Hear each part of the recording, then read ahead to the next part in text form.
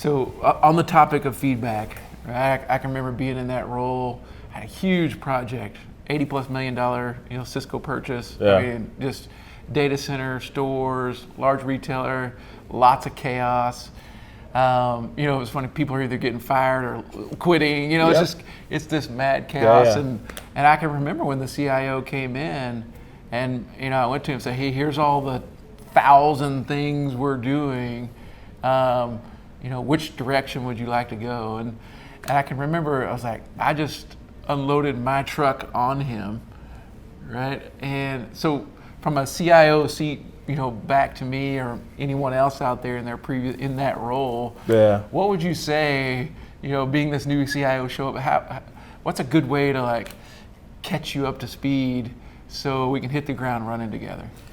Yeah, so I love that story. So I think that's the way to do it in my mind, right? Yeah. So just say, here's what's going on, right? As opposed to trying to figure out the right words to say it, because I think that's what happens a lot of times. People are like, "Oh, new guy, I'm trying to impress. Yeah. I better not share all the laundry at one time."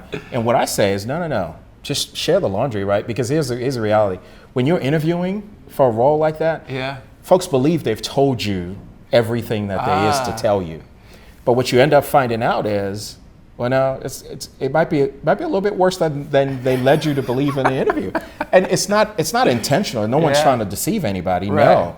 But you say what you know.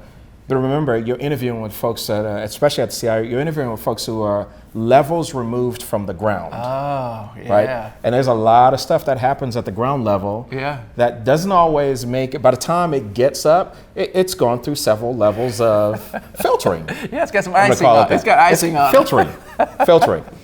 And so, so that they're telling you what they know. Yeah.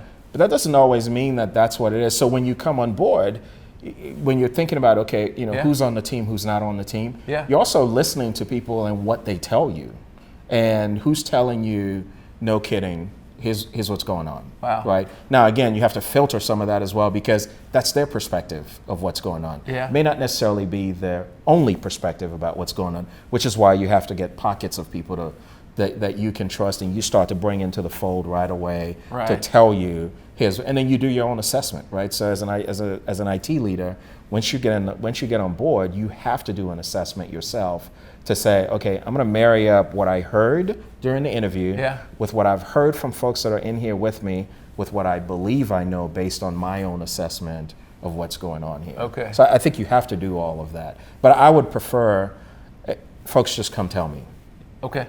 Yeah, just tell me the truth. Approach. Yeah, just tell me, open, honest, right? Because that's what you're going to get. Is from me is, I always say, hey, can I give you some feedback, right? Okay. Because I want people to know that not only do I want the feedback, I'm willing to give it. Yeah. Because I know that the only way you're going to get better is if people give you some feedback. Right. It's the only way you're going to get better.